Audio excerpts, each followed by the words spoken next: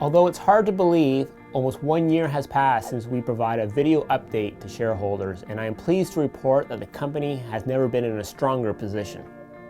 We now have a treasury of $50 million. This includes securities and cash. We have cash flow that is currently growing, a share repurchase program.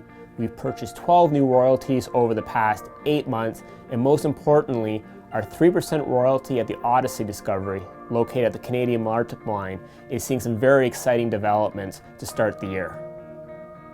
Although we've stated on several occasions, I think it's worth repeating why we set the goal of becoming the best gold company. If you look at the history of the industry, there have been 3 such companies in the past: American Barrick in the 80s, Franco-Nevada for most of its history, and Goldcorp in the mid-90s.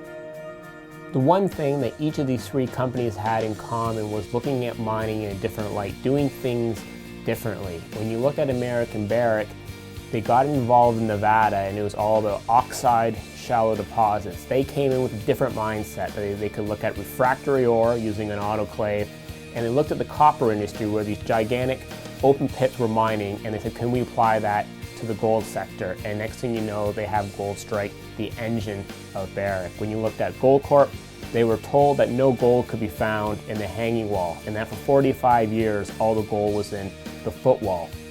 Lo and behold, they challenged the concept and found the highest grade mine in the world.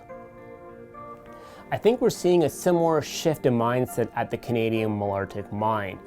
If you look at the major copper projects around the world, Grasberg in Indonesia, Ogotogo in Mongolia, and the mines in the Chilean belt, 40% of their production today is coming from what's known as block caving. This is large-scale underground mining, and I think the shift is now going to start to be applied to gold mining, and Canadian Malartic seems very well suited to achieve this style of mining, especially where we have our 3% royalty.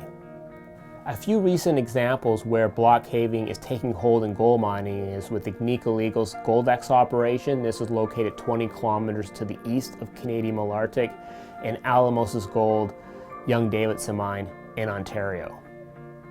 It is this type of paradigm shift that allows a company to be different and generate superior results for its shareholders. Although we don't know the full impact of the drilling at Odyssey in terms of our royalty, the recent disclosures made by Yamana Gold and Agnico Eagle have us very encouraged. There's been talk of new zones being discovered, and that blow-up mineralization is being unearthed, and that Agnico Eagle has made comparisons to their Goldex operation. All of us has us very excited about the future of what our royalty may contain. But I think Odyssey is only just part of the story. The mine operators have announced that they're drilling at a number of targets around the open pit, where they're going to be looking for additional bulk tonnage opportunities at depth, and several of these we have royalties on. The area outside of Odyssey that we feel has the most potential is the historic East Malartic mine. This is below the Barnett extension at the Canadian Malartic open pit. This is an area that was in production until 1979. They had mined from 200 meters below surface down to 1,500 meters below surface. And at the bottom of that mine had discovered a very wide zone of mineralization known as Nori. Now that bulk tonnage opportunities are presenting itself within the gold sector, we think that the East Malartic mine, including Nori, could be the next leg of growth for our royalty portfolio. Based on the recent disclosures by the mine operators, we are expecting to get an update on Odyssey exploration during the course of the quarter.